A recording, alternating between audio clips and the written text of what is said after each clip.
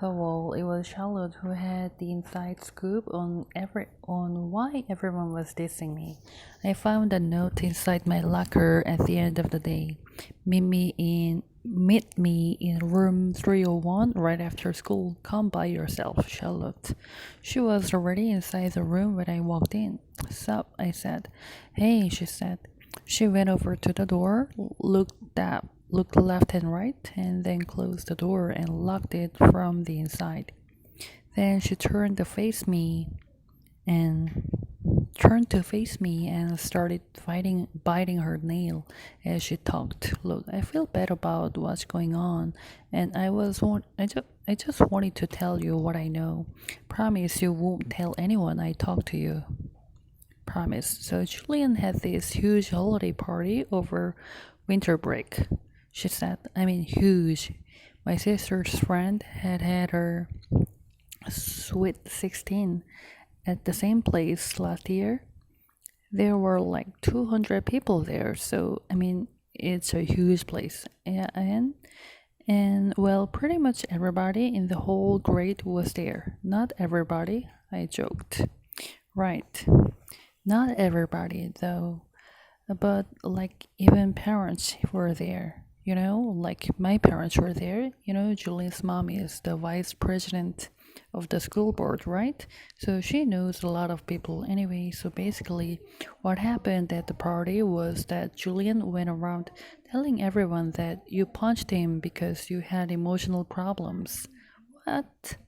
And that you would have gotten expelled, but his parents begged to school not to expel you. What? And that none of it would have happened in the first place if Tushman hadn't forced you to be friends with Augie. He said his mom thinks that you, quote unquote, snapped under the pressure. I couldn't believe what I was hearing. No one bought into that, right? Bought into that. Bought into that, he said. She shrugged. That's not even the point. The point is he's really popular, and my mom heard that his mom is actually pushing the school to review August's application to Beecher. Can she do that? It's about Beecher not being an inclusion school. Not being an inclusion school. That's a type of school that mixes normal kids with kids with special needs. That's just stupid. Augie doesn't have special needs. Yeah, but she's saying that if the school is changing the way they usually do things in some ways, but they're not changing anything. Yeah, they did. Didn't you notice they changed the theme of the New Year art show? In past years, fifth graders painted self-portraits, but this year they made us do those ridiculous portraits as animals, remember? So, big freaking deal. I know, I'm not saying I agree, I'm just saying that what she's saying. I know, this is just so messed up. I know, anyway, Julian said that he thinks being friends with Augie is bringing you down, and that for your own good, you need to stop hanging out with him so much. And if you start losing all your friends, it'll be like a big wake up call. So basically, for your own good, he is going to stop being your friend completely. Newsflash, I stopped being his friend completely first. Yeah, but he's convinced all the boys to stop being your friend for your own good. That's why nobody's talking to you. You're talking to me. Yeah, well, this is more of a boy thing, she explained. The girls are staying neutral, except Savana's group because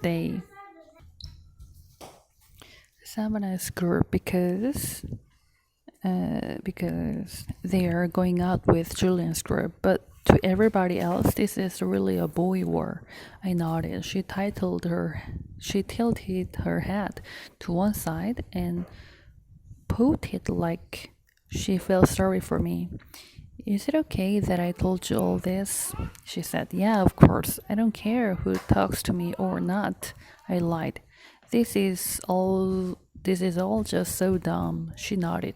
He does Hey, does Augie know any of this? Of course not. At least not for me.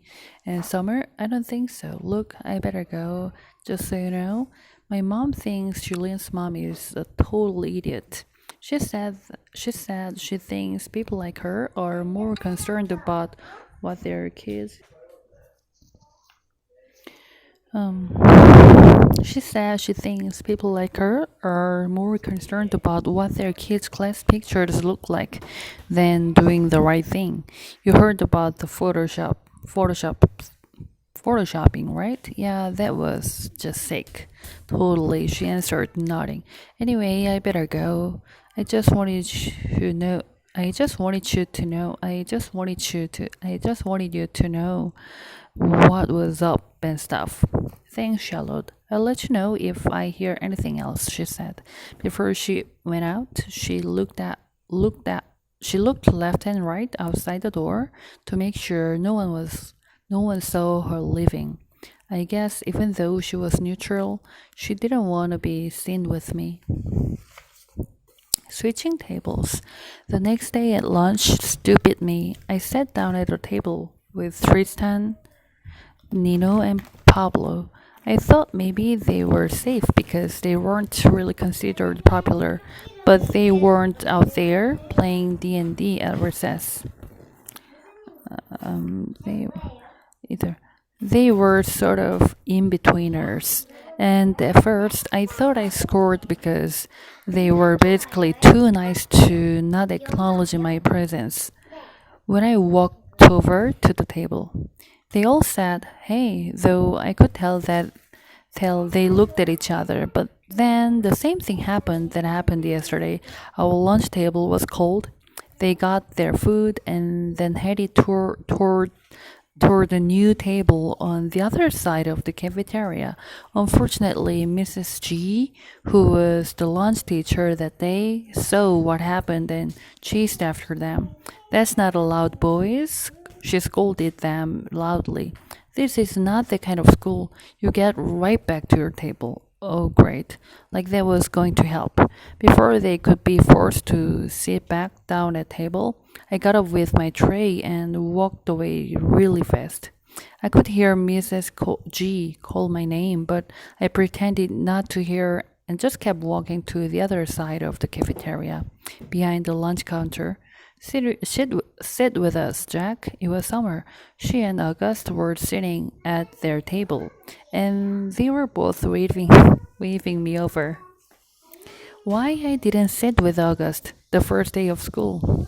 Okay, I'm a total hypocrite. I know. That very first day of school, I remember seeing August in the cafeteria. Everybody was looking at him, talking about him. Back then, no one was used to his face or even knew that he was coming to Beecher. So it was a total shocker for a lot of people to see him there on the first day of school. Most kids were even afraid to get near him. So when I saw him going into the cafeteria ahead of me, I knew he'd have no one to sit with. But I just couldn't bring myself. I knew he'd have no one to sit with, but I just couldn't bring myself to sit with him. I had been hanging out with him all morning long because we had so many classes together, and I guess I was just kind of wanting a little normal time to chill with other kids. So when I saw him move to a table on the other side of the lunch counter, I purposely found a table as far away from there as I could find. I sat down with Isha and Luca, even though I had never met them before, and we talked about baseball the whole time. And I played basketball with them at recess. They became my lunch table from then on. I heard Summer had sat down.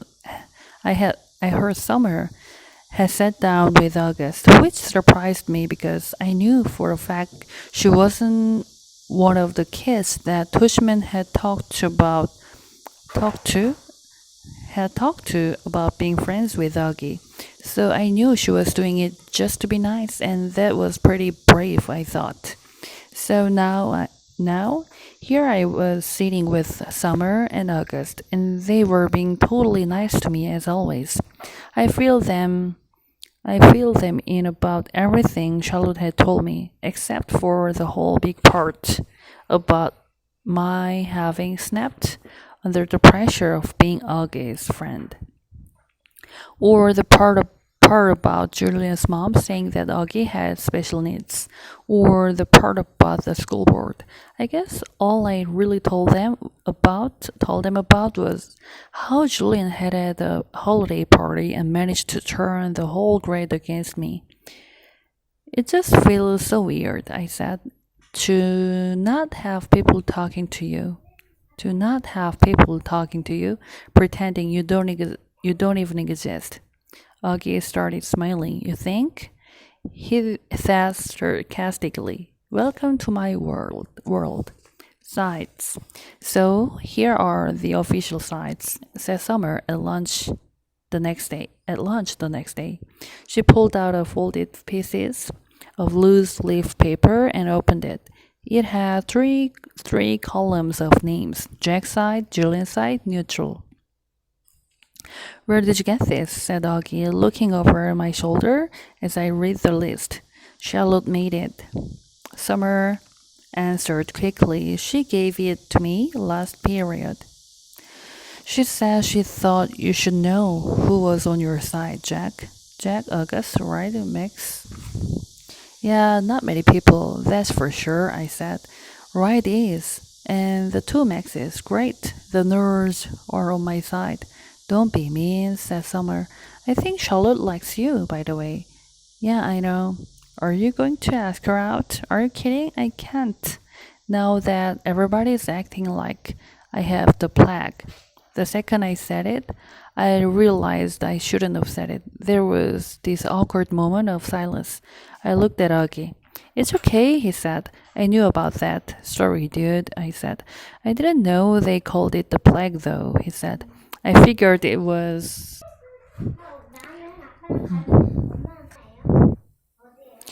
Um, I didn't know they called it the plague, though, he said. I figured it was more like the cheese touch or something. Oh, you like. Oh, yeah, like in Diary of a Wimpy Kid, I nodded. The plague actually sounds cooler, he joked. Like someone could catch the black death of ugliness. As she said this, he made air quotes. I think it's awful, said Summer. But Augie shrugged while taking a big sip from his juice box. Anyway, I'm not asking Charlotte out, I said. My mom thinks we're all too young to be dating anyway, she answered. What if Wright asked you out, I said. Would you go? I could tell she was surprised. No, she said. I'm just asking, I laughed. She shook her hair and smiled. Why? What do you know? Nothing, I'm just asking, I said. I actually agree with my mom, she said. I do think we are too young to be dating. I mean, I just don't see what the rush is. Yeah, I agree, said August. Which is kind of a shame, you know. What with all those babes who keep throwing themselves at me and stuff. What a shame. It is kind of a shame, you know, what with all those babes who keep throwing themselves at me and stuff. Which is kind of a shame, you know, what with all those babes who keep throwing themselves at me and stuff. He said this in such a funny way that the milk I was drinking came out my nose when I laughed, which made us all totally crack up. August home. It was already the middle of January, and we still hadn't even chosen what science fair project we were going to work on. I guess I kept putting it off because I just didn't want to do it. Finally, August was like, dude, we have to do this. So we went to his house after school. I was really nervous because I didn't know if August had ever told his parents about what we now called the Halloween incident. Turns out the dad wasn't even home, and the mom was out running errands. I'm pretty sure from the 2 seconds I'd spent talking to her that I'm pretty sure from the 2 seconds I'd spent talking to her that Augie had never mentioned the thing. Mom was out running errands. Mentioned the thing about it. She was super cool and friendly toward me. And when I first walked into Augie's room, I was like, "Whoa, you have you have got a serious Star Wars addiction." He had ledges full of Star Wars miniatures and a huge The Empire Strikes Back poster on his wall. I know, right? He laughed. He sat down on a rolling chair next to his desk, and I plopped down on a beanbag chair in the corner. That's when his dog waddled into the room right up to me. He was on your holiday card, I said, letting the dog sniff my hand. He corrected me. Daisy, he corrected me. Daisy, you can pet her. She doesn't bite. When I started petting her, she basically just rolled over onto her back. She wants you to rub her tummy, said August. Okay, this is the cutest dog I've ever seen, I said, rubbing her stomach. I know, right? She's the best dog in the world. Best dog in the world. Aren't you, girly? Aren't you, girly? As soon as she heard Augie's voice say that, the dog started wagging her tail and went over to him. Who's my little girly? Who's my little girly? Augie was saying as she licked him all over the face. I wish I had a dog, I said. My parents think our apartment's too small. I started looking around at the stuff in his room while he turned on the computer. Hey, you've got an Xbox 360? Can we play? Dude, we're here to work on the science fair project. Do you have Halo? Of course I have Halo. Please, can we play? He had logged on to the Beecher website and was now scrolling down Miss Robin's teacher page through the list of science fair projects. Can you see it from there? He said. I sighed and went to sit on a little stool that was right next to him. Cool, iMac, I said. What kind of computer do you have? Dude, I don't even have my own room, much less my own computer. My parents have this ancient Dell.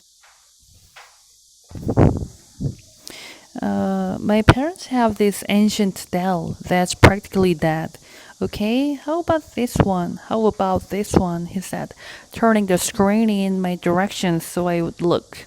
I made a quick scan of the screen and my eyes literally started blurring. Making a sun clock, he said. That sounds kind of cool. I leaned back. Can you just make a volcano? Everyone makes volcanoes. Because it's easy, I said, patting these again. What about how to make crystal spikes out of Epsom salt?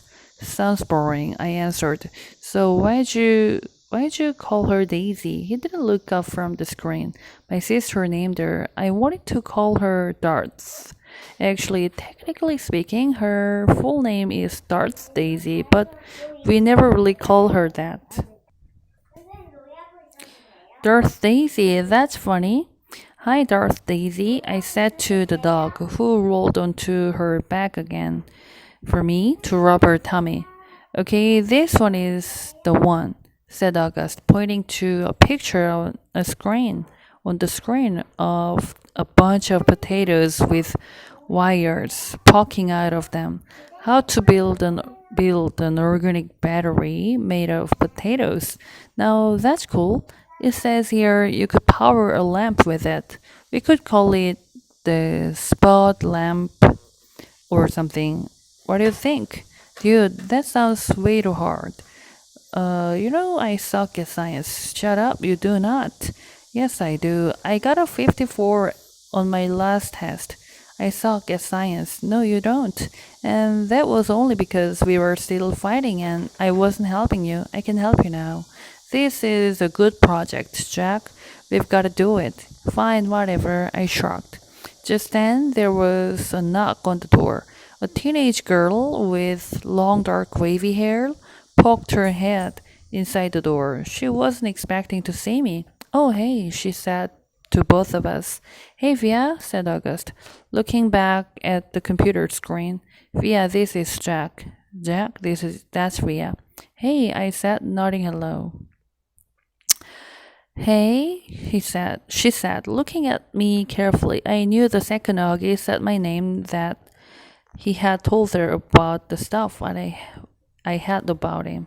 The stuff I had said about him.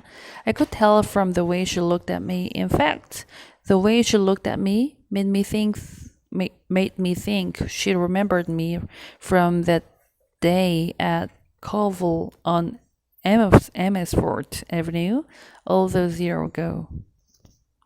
Made me think she remembered me from that day at Colville on Amesfort Avenue all those years ago. Augie, I have a friend I want you to meet, okay? She said.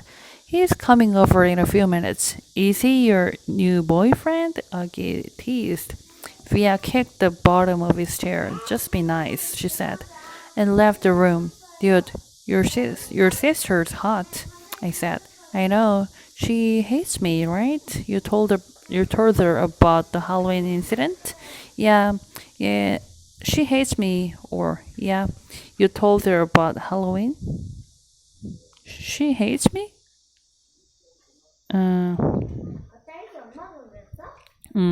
You told her about Halloween, both. The boyfriend. 2 minutes later, the sister came back with a guy named Justin. Justin seemed like a cool enough dude. Longish hair, little round glasses. He was carrying a big, long, shiny silver case that ended in a sharp point on one end. Justin, this is my little brother August, said Via, and that's Jack.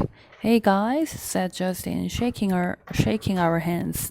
He seemed a little nervous. I guess maybe it was because he was meeting August for the first time. Sometimes I forget what a shock it is the first time you meet him. Cool room. Are you Via's boyfriend? Augie asked mischievously, and his sister pulled his cap down over his face. What's in your case? I said. A machine gun? Huh, answered the boyfriend. That's funny. No, it's a fiddle. Justin's a fiddler, said Via. He is in a Zydeco band. What the heck is a Zydeco band? Said Augie, looking at me. It's a type of music, said Justin, like Creole music. What's Creole? I said. You should tell people that's a machine gun, said Augie. Nobody would ever mess with you. How? I guess you're right, Justin said, nodding and tucking his hair behind his ear. Creole is the kind of music they play in Louisiana, he said to me. Are you from Louisiana? I asked.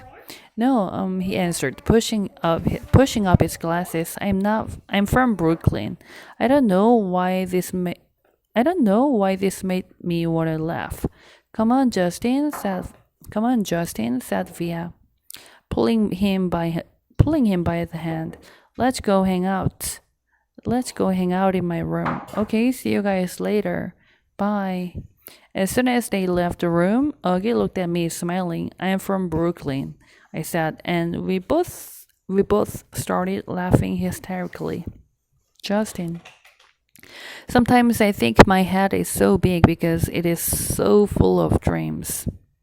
The Elephant Man. Olivia's brother. The first time I meet Olivia's little brother, I have to admit I am totally taken by surprise. I shouldn't be, of course. Olivia's told me about his. The first time I meet Olivia's little brother, I have to admit I am totally taken by surprise. I shouldn't be, of course. Olivia's told me about his syndrome, has even described what it looks like.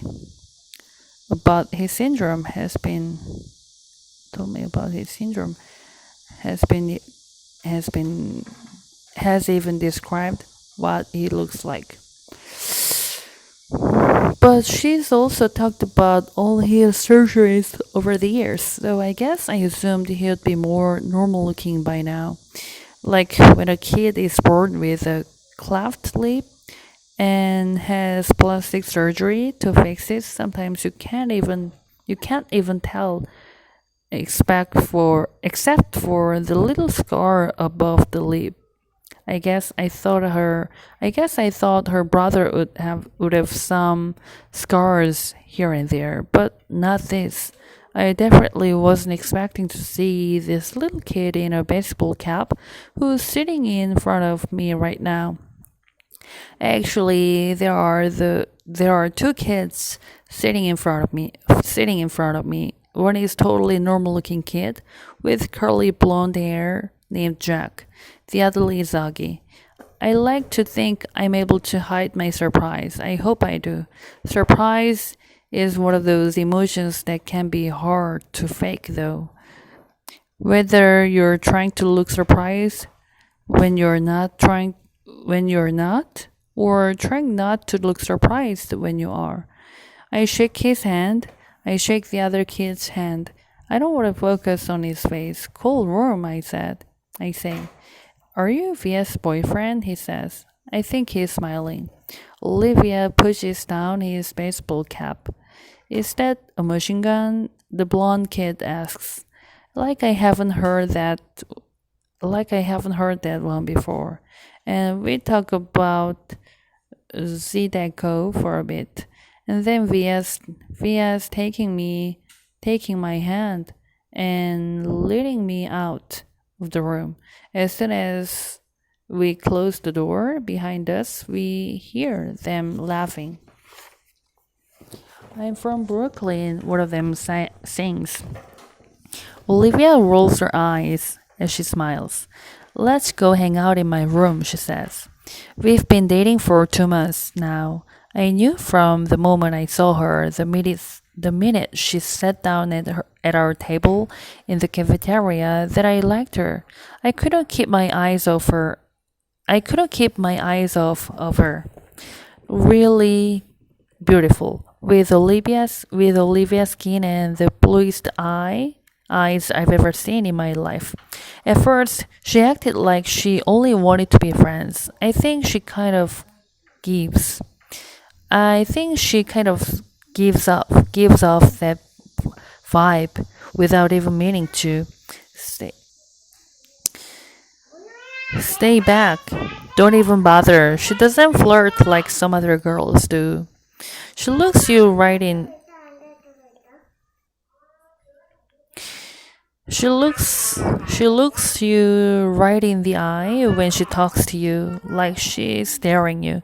So I just kept looking her right into the eye too, like I was staring her right back. And then I asked her out and she said yes, which rocked. She is an awesome girl and I love hanging out with her. She didn't tell me about August until our third date. I think she used the phrase craniofacial abnormality to describe his face, or maybe it was craniofacial anomaly. I know the one word she didn't use was deformed, though, because that word would have registered with me. So, what did you think? She asks me nervously the second we're inside her room. Are you shocked? No, I lie. She smiles and looks away. You're shocked. I'm not, I assure her. He's just like what you said he would be. She nods and plops down on her bed. Kind of cute how she still has a lot of stuffed animals on her bed. She takes one of them, a polar bear, without thinking, and puts it in her lap. I sit down on the rolling chair by her desk. Her her her room is immaculate. Immaculate. When I was little, she says, there were lots of kids who never came back for a second play date. I mean, lots of kids. I even had friends who wouldn't come to my birthday parties because he would be there. They never actually told me this, but it would go back to me. Some people just don't know how to deal with Augie. I nod. It's not even like they know they're being mean, she adds. They were just scared. I mean, let's face it, his face is a little scary, right? I guess, I answer. But you're okay with it? She asks me sweetly. You're not too freaked out or scared? I'm not freaked out or scared, I smile. She nods and looks down at the polar bear on her lap. I can't tell whether she believes me or not. But then she gives the polar bear a kiss on the nose and with a tosses it to me with a little smile. I think that means she believes me, or at least that she wants to. Valentine's Day. I gave Olivia a heart necklace for Valentine's Day, and she gives me a messenger bag she has made out of old floppy disks. Messenger bag?